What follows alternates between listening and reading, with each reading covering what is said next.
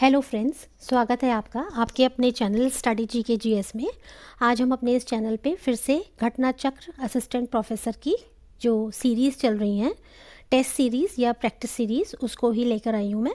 तो देखिए, इसमें अब हम 5 से लेकर 10 तक की सीरीज़ को मैं कंप्लीट करा चुकी हूँ। आज जो हम सीरीज़ करने वाले हैं वो है प्रैक्टिस सेट नंबर 11।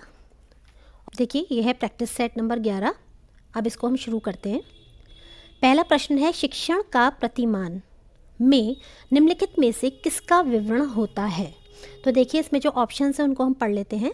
पहला, शिक्षक व्यवहार, जिसमें शिक्षक छात्र वार्ता शामिल है। दूसरा है आपका अधिगम परिवेश में, जिसमें शिक्षक व्यवहार भी शामिल है। अधिगमकर्ता व्यवहार, जिसमें व्यक्तित्व के गुण शामिल हैं, या विषय वस्तु, जिसमें विषय की तार्किक संरचना शामिल है। तो देखिए, इसमें क्या पूछ रहे हैं, शिक्षण का प्रतिमान, इसमें किसका विवरण होता है। तो देखिए, इसमें जो विवरण होता है वो आपका होता है अधिगम परिवेश, जिसमें शिक्षक व्यवहार भी शामिल है। मतलब शिक्षण के प्रतिमान में अधिगम परिवेश जो आता है उसके अंदर क्या होता है कि ऐसे प्रयास किए जाते हैं या ऐसी व्यवस्थाएं हैं ये जो हमें शिक्षण सिद्धांतों की ओर ले जाते हैं। क्या? शिक्षण प्रतिमान। और ये प्रतिमान जो होते हैं आपके शिक्षण के जो सिद्धांत होते हैं, है ना, उनके निर्माण के लिए प्राथमिक सामग्री तथा वैज्ञानिक आधार प्रस्तुत करते हैं, जिससे शिक्षण अधिगम के जो भी उद्देश्य हैं उसको पूरा किया जा सके।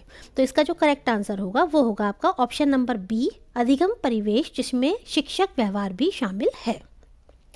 अगला देखिएगा, उच्च शिक्षा के स्तर पर शिक्षक की भूमिका क्या है। उच्च शिक्षा, देखिए प्रश्न को ध्यान से पढ़ना है। हायर एजुकेशन के स्तर पर शिक्षक की भूमिका क्या है। विद्यार्थियों को सूचना प्रदान करना, विद्यार्थियों में स्वाध्याय को प्रोत्साहित करना, विद्यार्थियों में स्वस्थ प्रतिस्पर्धा को प्रोत्साहन देना, या अपनी समस्याएं हल करने में विद्यार्थियों की मदद करना। तो देखिए, हम बात कर रहे हैं यहाँ पर किसकी?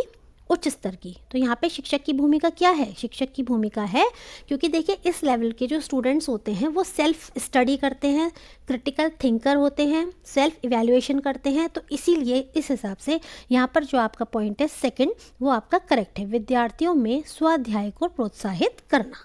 निम्नलिखित में से शोध के लिए किस प्रकार में शिक्षण संबंधी सक्षमता के संवर्धन की संभावना होती है ना। ये कह रहे हैं कि इनमें निम्नलिखित में से शोध के लिए किस प्रकार में शिक्षण संबंधी सक्षमता के संवर्धन की संभाव्यता होती है ना। तो देखिए, मौलिक शोध में, व्यवहारक शोध में, प्रभाव आकलन शोध में, या क्रियात्मक शोध में। तो देखिए, इसका जो करेक्ट आंसर हो जाएगा वो आपका हो जाएगा क्रियात्मक शोध में, क्योंकि देखिए क्रियात्मक शोध में ही आपके शिक्षण संबंधी सक्षमता के संवर्धन की संभाव्यता होती है। इसमें क्या होता है, अनुसंधानकर्ता जो होता है वो निरपेक्ष न रहकर समस्त परिस्थितियों में एक सक्रिय प्रतिभागी के रूप में मौजूद रहता है। यह शोध दिन प्रतिदिन की स्वाभाविक परिस्थितियों की समस्याओं की ओर प्रवृत्त रहता है। यानी इसमें जो भी डे बाय डे की हमारी जो भी कुछ भी प्रॉब्लम्स होती हैं, स्कूल से रिलेटेड हो, कक्षा से संबंधित हो, बच्चों से संबंधित हो, तो उसका तत्काल ही जो है इसमें शोध करके उन समस्याओं को दूर करने का प्रयास किया जाता है। ठीक है, तो इसमें जो आपका शोधार्थी होता है वो कैसा होता है? सक्रिय होता है। चलिए, तो ये आपका हो गया क्रियात्मक शोध। आगे देखिए, वह अवधारणात्मक रूपरेखा जिसमें शोध आयोजित किया जाता है क्या कहलाती है। तो इसमें जो आपके पॉइंट्स दिए हुए हैं वो हैं आपका शोध का सारांश, शोध अभिकल्प, शोध परिकल्पना, या आपका शोध प्रतिमान। तो देखिए, इसमें जो करेक्ट आंसर होगा वो है आपका शोध अभिकल्प। ये वह अवधारणात्मक रूपरेखा है जिसमें शोध आयोजित किया जाता है। देखिए, शोध अभिकल्प तथ्यों के संकलन एवं विश्लेषण से संबंधित दशाओं की तरह को इस तरह से आयोजित करता है कि कार्य अवधि में बचत करते हुए शोध के प्रायोजन के साथ संगति भी पूरी की जा सके या संगति भी पूर्ण हो सके। ठीक है, तो ये आपका क्या है? शोध अभिकल्प। This means B is your correct answer. Next है, निम्नलिखित में से कौन सी संदर्भ शैली रेफरेंसिंग व्यवसाय, इतिहास और कला के क्षेत्र में शोध के लिए प्रयुक्त होती है। मतलब व्यवसाय, है ना, या आपके इतिहास, मीन्स रेफरेंसिंग व्यवसाय या आपके इतिहास या आपके कला के क्षेत्र में शोध के लिए कौन सी यूज़ होती है, तो ये आपके ऑप्शन से APA शैली, देन MLA शैली, शिकागो शैली या IEEE शैली। तो इसमें जो आपका करेक्ट MLA। तो सबसे पहले MLA की फुल फॉर्म जान लेते हैं क्या है। तो इसकी जो फुल फॉर्म है वो है आपकी मॉडर्न लैंग्वेज एसोसिएशन, ठीक है, ये इसकी फुल फॉर्म है। और देखिए ये जो शैली होती है ये आपकी रेफरेंसिंग व्यवसाय, इतिहास एवं कला के क्षेत्र में शोध के लिए प्रयुक्त की जाती है ना। इसका उपयोग जो है शोध पेपर लिखने में किया जाता है, ठीक है। आगे देखिए, निम्नलिखित में से सतत विकास के लक्ष्यों में क्या शामिल है। देखिए सतत विकास के जो लक्ष्य हैं, है ना, इन्हें कब शुरू किया गया था, 2015 में, और इनकी अवधि क्या है, 2015 से 2030। इसमें कितने लक्ष्य हैं, तो इसमें 17 लक्ष्य हैं, और उपलक्ष्य इसमें कितने हैं, तो वो हैं आपके 169, ये आपके उपलक्ष्य हैं, ठीक है। और देखिए इनको जो है सभी लक्ष्यों को हमें कब तक प्राप्त करना है, तो इनको 2030 तक कंप्लीट करना है। तो इसमें देखिए कौन कौन से हैं, शून्य गरीबी, शून्य भुखमरी, शिक्षा में सुधार करना, पर्यावरणीय प्रदूषण करना, लैंगिक समानता। देखिए तो बहुत ही आसान हो गया, क्योंकि किसी भी कीमत पे पर्यावरणीय प्रदूषण तो हो ही नहीं सकता है ना। अभी क्या कह रहे हैं, इसमें कौन कौन से लक्ष्य शामिल हैं, तो आइए नीचे चलते हैं। ये देखिए इसमें ऑप्शंस दिए हुए हैं इन्होंने। अब देखिए सबसे पहले तो इसे ही काट दीजिए, पर्यावरणीय प्रदूषण करना, यानी कि आपका ये कट हो गया, जहाँ जहाँ पर भी आपका डी दिया हुआ है वो आपका कट हो गया। तो अब आपका बचता कौन सा है, A, B और E। तो देखिए A शून्य गरीबी, शून्य भुखमरी और आपका E लैंगिक समानता, ये तीनों जो हैं आपके लक्ष्य हैं किसके, सतत विकास के। अच्छा अब एक चीज़ ये देखिए, इसमें जो 17 लक्ष्य हैं वो कौन कौन से हैं। देखिए एक तो इसमें क्या है, 0 शून्य गरीबी, पावर्टी, है ना, पहला लक्ष्य ये आपका। सेकंड आपका क्या है, वो है आपका 0 भुखमरी, है ना, 0 हंगर। फिर आपका थर्ड क्या है, उत्तम स्वास्थ्य एवं खुशहाली, यानी कि हेल्थ, मैं शॉर्ट में ऐसी लिख रही हूँ, हेल्थ। फिर आपका क्या है, फोर्थ वाला आपका है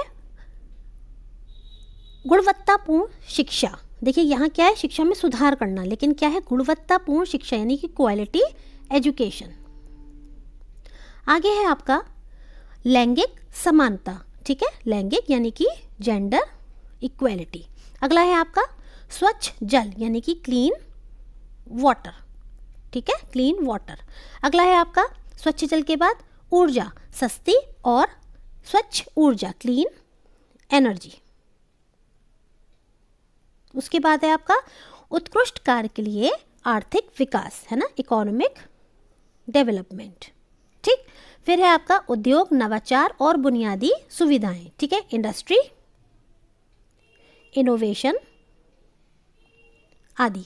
उसके बाद आपका जो 10th है वो क्या है, अनइक्वालिटी में कमी लाना, यानी कि असमानताओं में कमी लाना, है ना, जो भी अनइक्वालिटी है या इनइक्वालिटी है उसको कम करना। नेक्स्ट आपका क्या है, 11वां पॉइंट, शहरों और मानव बस्तियों को समावेशी, सुरक्षित, लचीला व टिकाऊ बनाना, ठीक है, यानी कि आपका जो सिटी है या आपका जो शहर है, अर्बन एरिया है, मीन्स जहाँ पर भी आप रहते हैं, चाहे वो गांव हो, बस्ती हो, शहर हो, उसको सुरक्षित, लचीला और टिकाऊ बनाना। 12वां है आपका टिकाऊ उपभोग और उत्पादन, यानी कि कंजप्शन की बात हो रही है, ठीक। अगला देखिएगा 13वां है आपका जलवायु कार्रवाई, यानी कि आपका जलवायु कार्रवाई मतलब क्लाइमेट एक्शन। ये देखिए बहुत इंपॉर्टेंट है, क्लाइमेट एक्शन, ये आपका 13वां पॉइंट है, ठीक है, 13वां लक्ष्य है। आगे देखिए 14वां है आपका जलीय जीव, यानी कि जो जीव पानी के अंदर रहते हैं, है ना, वो वाले, उनके बारे में। नेक्स्ट है आपका 15वें नंबर पे स्थलीय जीव, यानी कि जो धरती के ऊपर रहते हैं वो वाले जीव, है ना, जीव जंतु। उसके बाद है 16वां आपका शांति, न्याय और सशक्त संस्थाएं, ठीक है, यानी फिर हम किसकी बात करेंगे, शांति की और न्याय की। और लास्ट है आपका लक्ष्य हेतु भागीदारी, क्या है, लक्ष्य हेतु भागीदारी। तो देखिए ये आपके सारे पॉइंट्स हैं, इनमें से कोई सा भी पूछा जा सकता है ना, तो आप थोड़ा सा कोशिश कीजिएगा इनको ध्यान में रखने की। आगे देखिए प्रश्न नंबर 7 है हमारा, मानव के द्वारा उत्पन्न स्रोतों में से कौन सा गैसीय प्रदूषक तत्व CFC वायु में है? तो इसमें आपके ऑप्शंस दिए हुए हैं। देखिए CFC मैंने बताया था ना, क्लोरोफ्लोरोकार्बन्स, ठीक, ये क्लोरीन, फ्लोरोड और कार्बन से बनता है, ठीक है।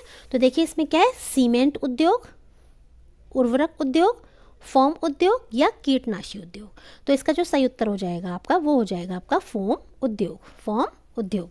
देखिए क्लोरोफ्लोरोकार्बन, जिसे ट्राइक्लोरोफ्लोरोमीथेन के रूप में भी जाना जाता है, ओजोन परत में छिद्र के लिए उत्तरदायी और सबसे घातक गैसों में से एक है। देखिए जो हमारी ओजोन परत है धरती के ऊपर, है ना, उसमें क्या हो रहा है, छेद हो रहा है ना, छेद हो रहा है। तो इसी वजह से इसकी बहुत ज़्यादा उपयोगिता है, किसकी, ओजोन परत की। क्यों? क्योंकि ये हमारी परावैंगनी किरणों से रक्षा करती है। अब देखिए इस छिद्र के लिए जो सबसे ज़्यादा उत्तरदायी है वो क्या है आपका, क्लोरोफ्लोरोकार्बन्स, ठीक है। तो देखिए ये सबसे ज़्यादा इसके लिए घातक है। सबसे पहले 1930 के दशक में इसका प्रयोग शीतलक के रूप में किया गया था। ये मुख्यतः फोम उद्योग से निकलता है। इसके साथ ही देखिए ये ऑप्शंस में से तो ये वाला है, और अगर इसके संग आपको रेफ्रिजरेटर्स या एसीज़ को या प्रशीतकों को, आग बुझाने वाले उपकरणों, ये सब भी दे दिया जाए तो ये भी आपके सब साथ में कंबाइंड हो जाएंगे, ठीक है। वैसे बेसिकली एसी और फ्रिज का ज़्यादा दिया होता है, रेफ्रिजरेटर का, और फोम उद्योग भी एक इसका बहुत बड़ा सोर्स है जिससे आपकी CFC वायु में आती है। तो आपका जो राइट आंसर हो गया वो हो गया आपका ऑप्शन नंबर 3। नेक्स्ट प्रश्न है, इंटरनेट प्रोटोकॉल, इसके संदर्भ में TCP/IP का पूर्ण रूप क्या है? तो देखिए इसमें आपका जो सही उत्तर है मैं वो पढ़ रही हूँ, ट्रांसमिशन कंट्रोल प्रोटोकॉल और इंटरनेट प्रोटोकॉल, यानी TCP का फुल फॉर्म क्या है, ट्रांसमिशन कंट्रोल प्रोटोकॉल, ठीक है। और इसमें जो IP का फुल फॉर्म है वो क्या है, internet protocol. So B is your correct answer. Next देखिएगा, ई कॉमर्स क्या है? ई कॉमर्स क्या है? तो देखिए कंप्यूटर उत्पाद को खरीदना एवं बेचना, वह उत्पाद एवं सर्विस खरीदना एवं बेचना जो दुकानों में उपलब्ध ना हो, अंतर्राष्ट्रीय वस्तुएं खरीदना एवं बेचना, या इंटरनेट की सहायता से उत्पाद एवं सर्विस खरीदना व बेचना। तो देखिए ई कॉमर्स यानी इलेक्ट्रॉनिक कॉमर्स। तो जब आप कॉमर्स यानी व्यवसाय कर रहे हैं और किसकी मदद से कर रहे हैं, ई यानी इलेक्ट्रॉनिक कॉमर्स, तो इसके लिए आपका जो सही उत्तर बैठेगा वो आपका बैठेगा option number D। Means internet की सहायता से उत्पाद को, प्रोडक्ट्स एवं सर्विसेज को खरीदना या बेचना। नेक्स्ट देखिए, एक डैश लगभग 10 बाइट्स के बराबर है। तो क्या है ये? आपके ऑप्शन है किलोबाइट, टेराबाइट, मेगाबाइट, गीगाबाइट। तो इसमें जो आपका सही उत्तर हो गया वो आपका हो गया मेगाबाइट, यानी कि MB। एक MB लगभग 10 लाख बाइट्स के बराबर है। कंप्यूटर का मॉनिटर होता है, तो देखिए कंप्यूटर का मॉनिटर क्या होता है, स्टोरेज डिवाइस होता है, प्रोसेसिंग डिवाइस होता है, इनपुट डिवाइस होता है या आउटपुट डिवाइस होता है? बताइए क्या होता है। देखिए बहुत आसान है, आउटपुट डिवाइस। कंप्यूटर का मॉनिटर आउटपुट डिवाइस होता है। इसको हम साथ में और क्या कह सकते हैं, इसको हम कह सकते हैं साथ में, यदि हम दूसरा नाम इसके लिए बोलें तो हम बोलेंगे VDU,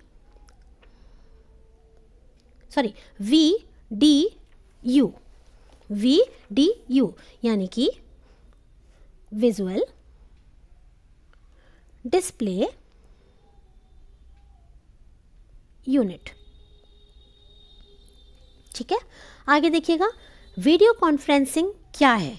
दूरसंचार प्रौद्योगिकी का उपयोग करते हुए वीडियो कॉल का परिचालन करना, या दूरभाष पर कॉल का परिचालन करना, दूरबीन प्रौद्योगिकी का उपयोग करते हुए वीडियो कॉन्फ्रेंस का परिचालन करना, या उपर्युक्त में से कोई नहीं। तो देखिए इसका जो करेक्ट आंसर बनता है वो आपका क्या बनता है, वो आपका बनता है ऑप्शन नंबर A, कि दूरसंचार प्रौद्योगिकी का उपयोग करते हुए वीडियो कॉल का परिचालन करना, ठीक है।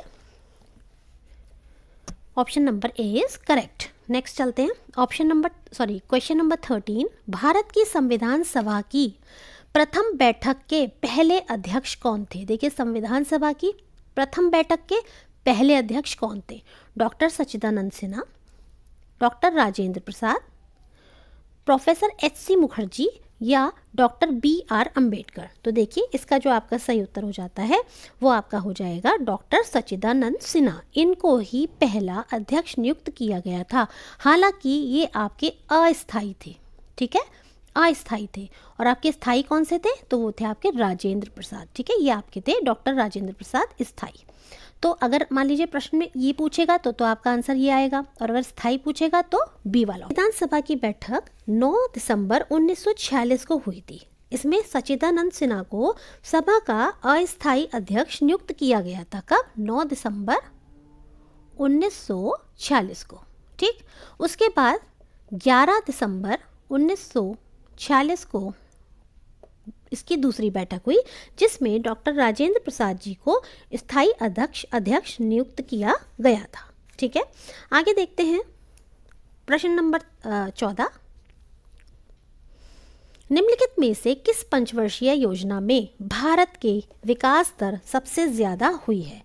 देखिए, हम सभी लोग जानते हैं अब तक भारत में 12 5 ईयर प्लान्स आए हैं, पंचवर्षीय योजना आई हैं। ठीक है, अब देखिए ये पूछ रहे हैं कि जो आपकी ये 12 पंचवर्षीय योजनाएं हैं, 12 हालांकि समय से पूर्व ही समाप्त हो गई थी। क्यों? क्योंकि योजना आयोग खत्म हो गया था और उसकी जगह क्या आ गया? नीति आयोग आ गया, है ना। नीति आयोग की स्थापना कब हुई थी? 1 जनवरी 2015 को। ठीक, और जबकि आपका जो योजना आयोग था इसकी स्थापना कब हुई थी, बता सकते हैं? यदि आपको पता है तो कमेंट के माध्यम से बताइए।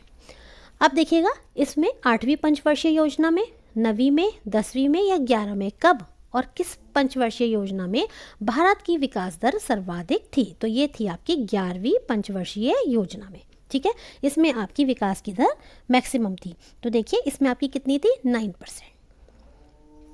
और देखिए 9% इसमें आपकी विकास की दर रही थी। ठीक है, और इसको बाद में संशोधन करके कितना कर दिया गया था? 8.1%। 8.1%। ठीक है, और इसकी समय अवधि क्या थी? समय अवधि थी इसकी 2007 से 2012। ठीक है, आगे चलिएगा। एकमात्र भारतीय जो भारत के गवर्नर जनरल हुए वे थे। कौन से एकमात्र ऐसे हैं जो भारत के गवर्नर जनरल रहे हैं? मतलब वो भारतीय हैं, मेन बात ये है। सी राजगोपालाचारी, पट्टाभी सीतारमैया, राजेंद्र प्रसाद या उपर्युक्त में से कोई नहीं। तो देखिए सी राजगोपालाचारी एकमात्र भारतीय हैं जो भारत के गवर्नर जनरल हुए थे। देखिए, स्वतंत्र जब हमारा भारत हुआ था 1947 में, तो जो हमारे पहले गवर्नर जनरल थे, प्रथम गवर्नर जनरल, वो कौन थे? स्वतंत्र भारत की बात कर रही हूँ यहाँ मैं, तो वो थे आपके लॉर्ड माउंटबेटन। और प्रथम भारतीय गवर्नर जनरल कौन थे? देखिए प्रश्न में अंतर है। अगर मान लीजिए ये पूछ रहे हैं कि स्वतंत्र भारत के पहले भारतीय गवर्नर जनरल कौन थे, तो आप ये लिखेंगे राजगोपालाचारी। और यदि ये पूछते हैं कि स्वतंत्र भारत के पहले गवर्नर जनरल कौन थे, तो आप क्या लिखेंगे? Lord Mountbatten. ठीक है, लॉर्ड माउंटबेटन। आगे चलिए। गोविंद सागर जलाशय स्थित है कहाँ पर? पंजाब में, हरियाणा में, उत्तर प्रदेश में या हिमाचल प्रदेश में? तो देखिए बहुत आसान है, गोविंद सागर जलाशय स्थित है आपकी हिमाचल प्रदेश में। This is your correct answer. ये बता सकते हैं किस नदी पर बना हुआ है? तो देखिए ये आपका सतलुज नदी पर बना हुआ है। ठीक है, किस नदी पे बना है? सतलुज नदी पे। भारत में न्यायिक सक्रियता संबंधित है ना? ये किससे संबंधित है? तो देखिए ऑप्शन देखते हैं।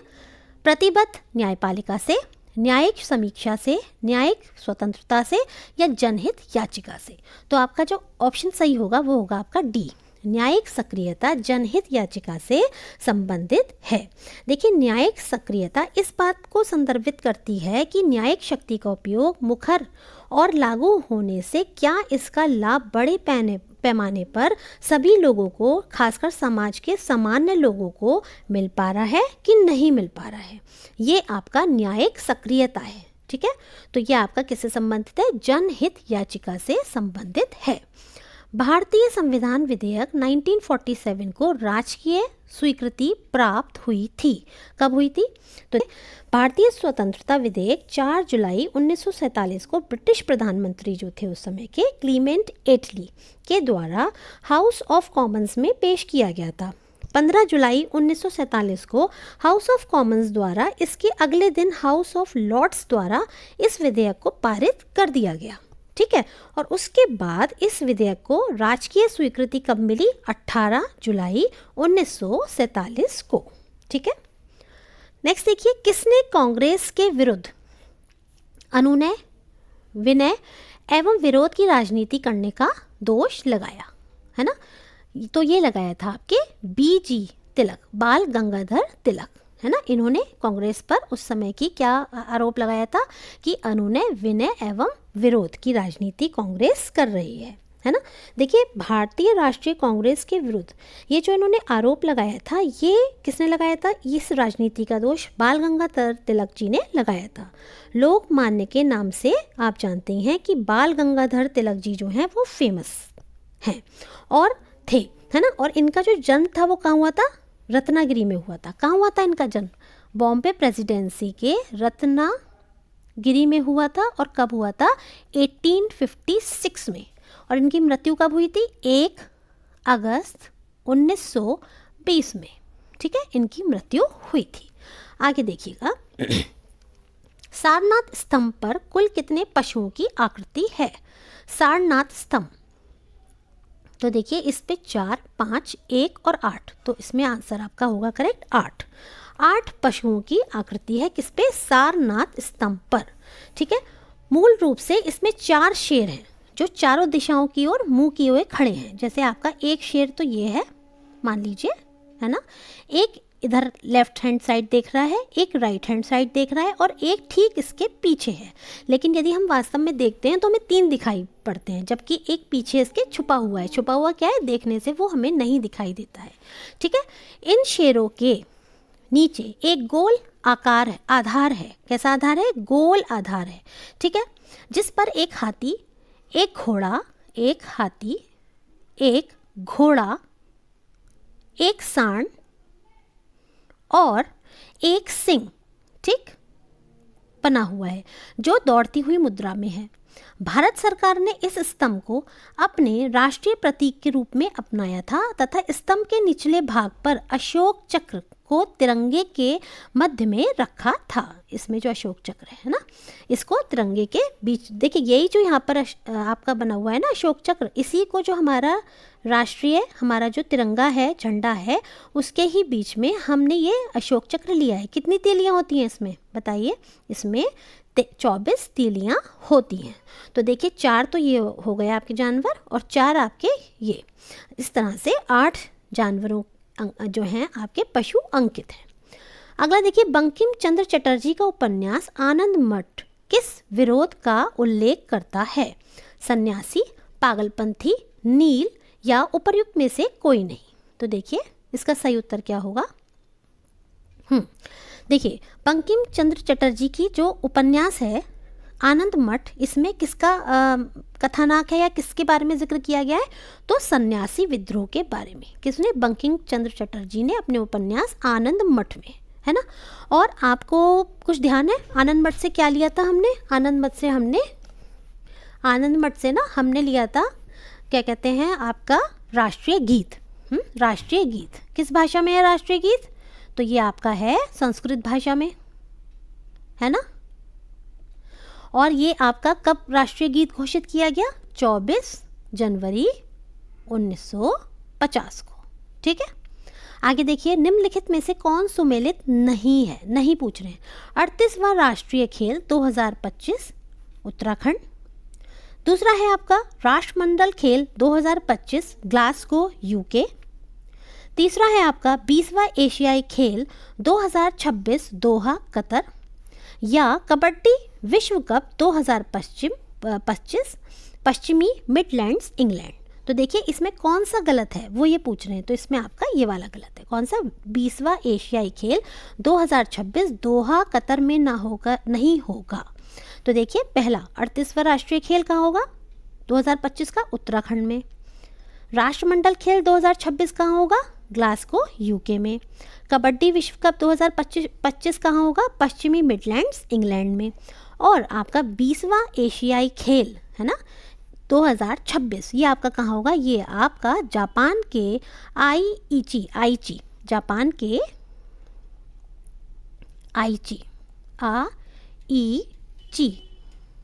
है ना, यहाँ पर होगा, ठीक है, जापान के आईची में। और देखिए साथ ही ये नागोया जो शहर है जापान का, वहाँ पर भी होगा, है ना,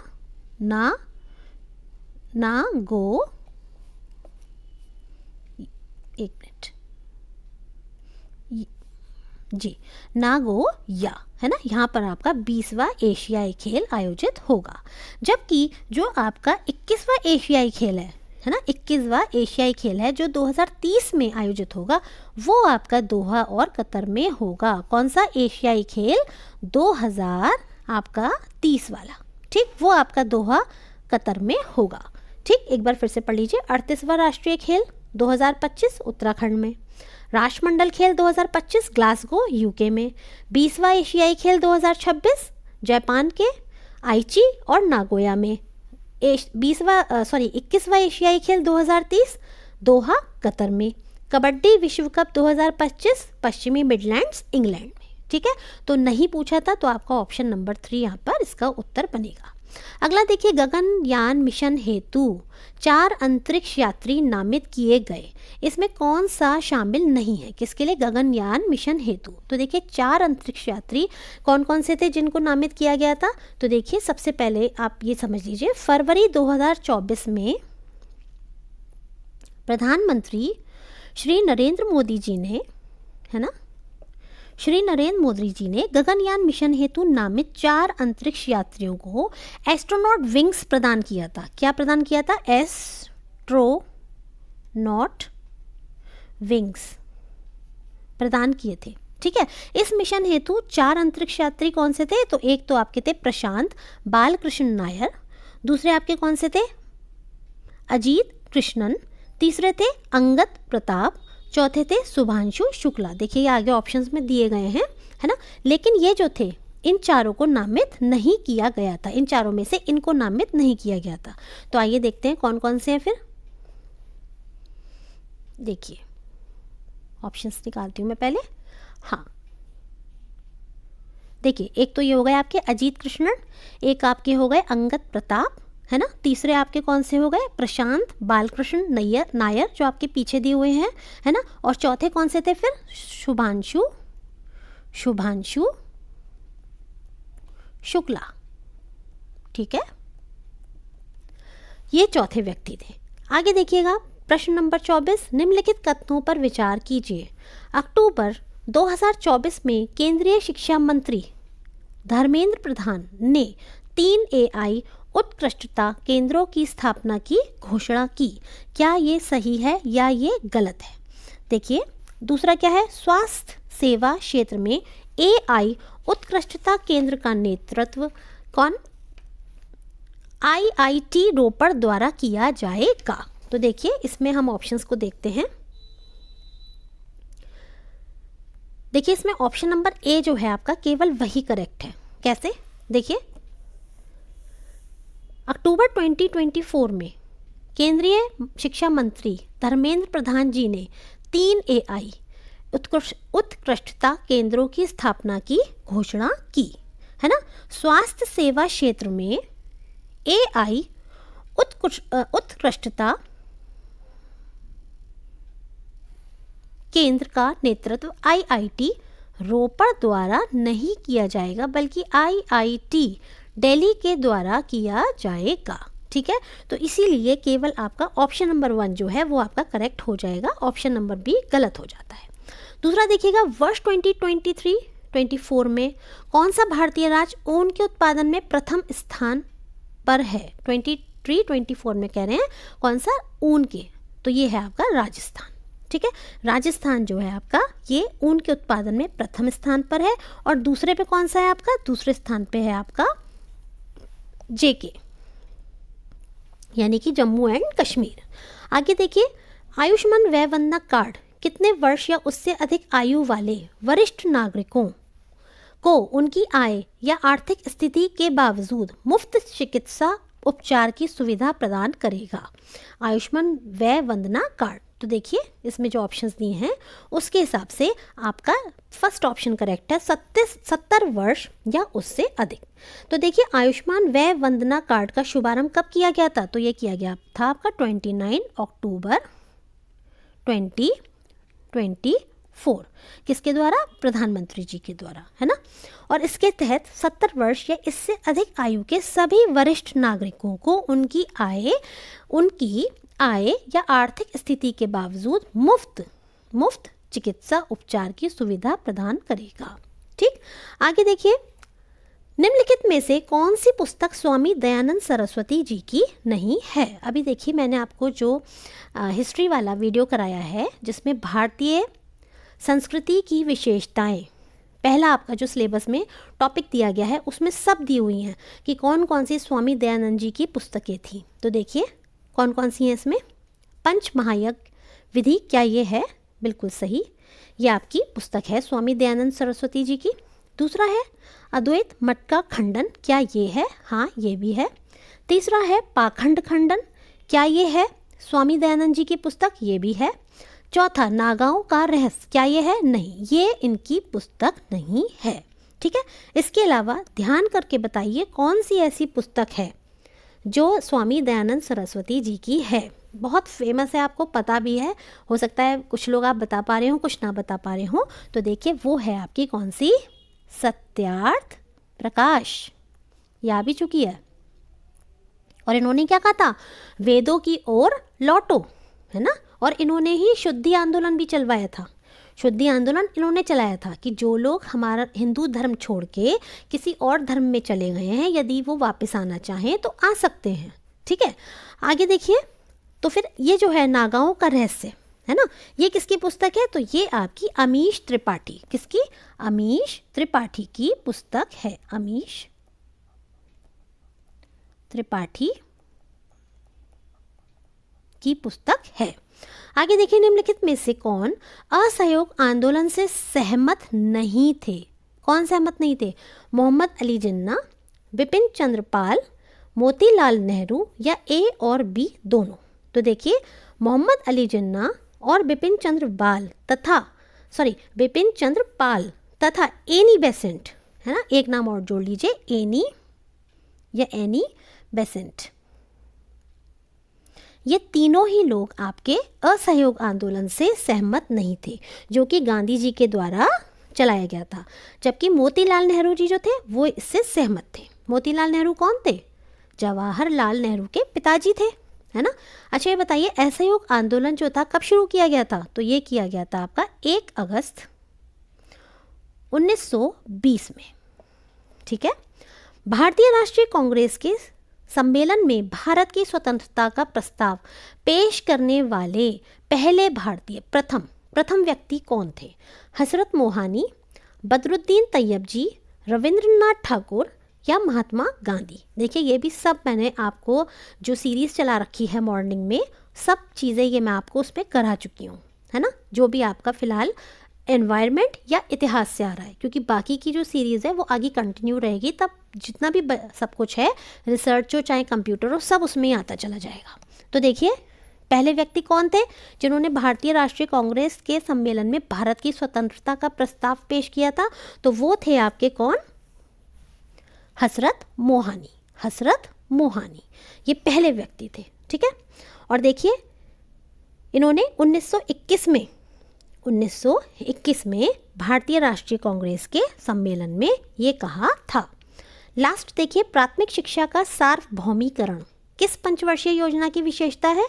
तो देखिए, ये जो है किसकी विशेषता है? 12वीं योजना की, पंचवर्षीय योजना की, 10वीं की, 8वीं की या 7वीं की? तो देखिए, प्राथमिक शिक्षा का सार्वभौमिकरण ये आपकी 8वीं पंचवर्षीय योजना की विशेषता है। और बताइए, इसका जो ईयर था कब से कब तक था? तो ये था आपका 1992 से 1997, है ना। बता सकते हैं किस मॉडल पर आधारित है ये? तो ये आपकी जॉन डब्ल्यू मूलर मॉडल पर आधारित है ये पंचवर्षीय आपकी योजना। अच्छा, ये बताइए, फर्स्ट जो आपकी 5 ईयर प्लान है या था, वो किस मॉडल पर आधारित था? तो वो था आपका हेरोड डोमर मॉडल पर। ठीक, सेकंड वाला बताइए।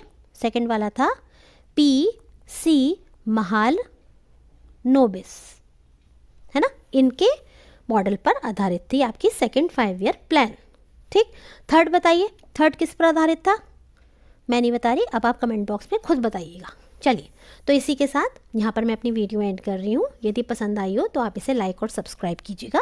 Thank you.